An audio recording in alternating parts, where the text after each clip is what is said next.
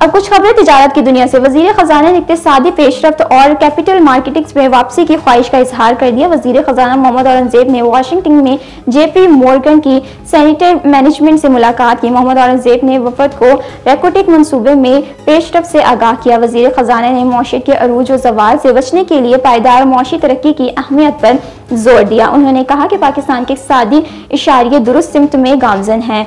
पांडा bond के जरिए बैनुल अक़वामी capital markets में वापस जाना चाहते हैं। वज़ीर ख़ज़ाना ने इंटरनेशनल मार्केटिंग फेड के मुहावजे से खिताब करते हुए पाकिस्तान और अमेरिका के दरमियान बाहिमी मफाद पर मबनी ताउन के वसी मौके को उजागर किया। पाकिस्तान स्टॉक मार्केट में आज मुस्बत रुझान रहा, जिसके बाइस सरमायाकारों को करोड़ों का फायदा होगा।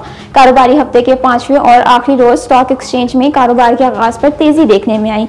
800 से ज्यादा पॉइंट्स के इजाफे के साथ पाकिस्तान स्टॉक मार्केट में 100 इंडेक्स 1,15,844 पॉइंट्स की सतह पर पहुंच गया। ताहम कारोबारी रोज के इख्तिताम पर 100 इंडेक्स 549 पॉइंट्स के इजाफे के साथ 1,15,469 पॉइंट्स पर बंद हुआ। वाज़ेह है कि गुज़िश्ता कारोबारी दिन के इख्तिताम पर स्टॉक एक्सचेंज में 100 इंडेक्स 2,206 पॉइंट्स की कमी के साथ 1,15,019 पॉइंट्स की सतह पर बंद हुआ था।